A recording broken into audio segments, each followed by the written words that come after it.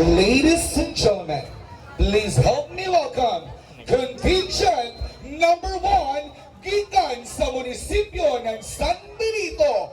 Behold, as they shout, mao kini ang buksay ug ladyag padulong sa kalambuan o pag-asenso.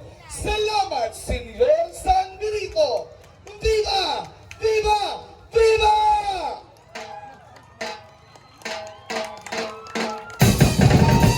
San Benito!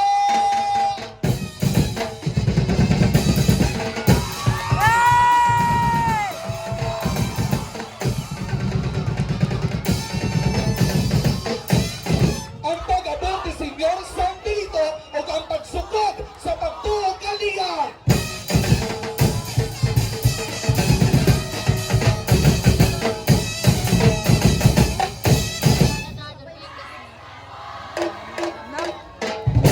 Niabot ang mga monghe sa baybayon ng San Benito na nagsakay ng bangkang kahoy gamit ang buksay ug ladyag.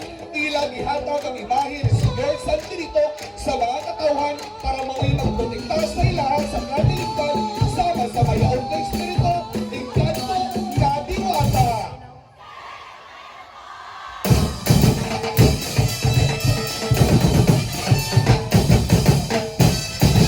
Usa ka adlaw na ay usa ka pamilya na nagpuyo daplin sa baybayon ng San Benito.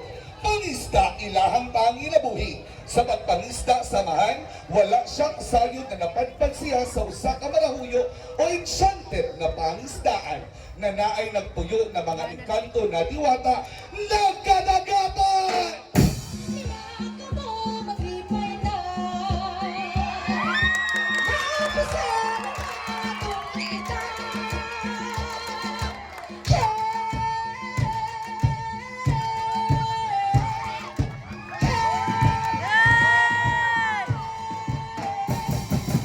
Sa pag-abot niya sa marahuyo na pangisdaan, iyang nakita ang bulahang perlas ng diwata ng kadagatan.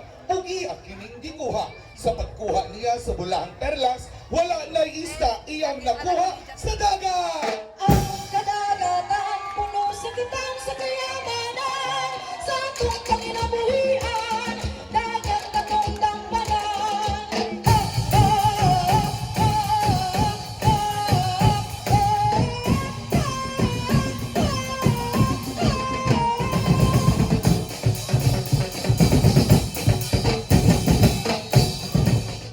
Sa paglabay sa panahon, gisukod ang pamilya sa pagtuo kay Senyor San Benito.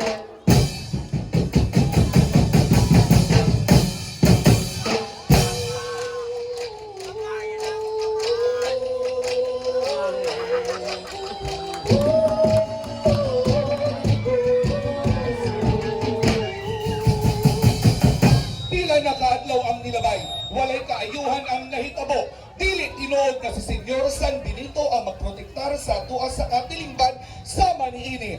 Ako kini itago sa baol!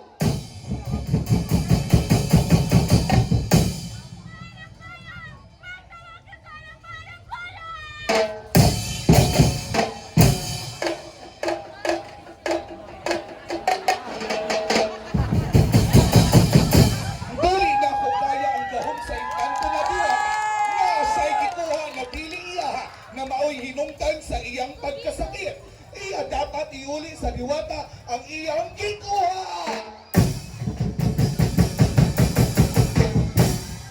Oh, Senyor San Benito, wala siyang mawala ang pagtuog ko kanimo.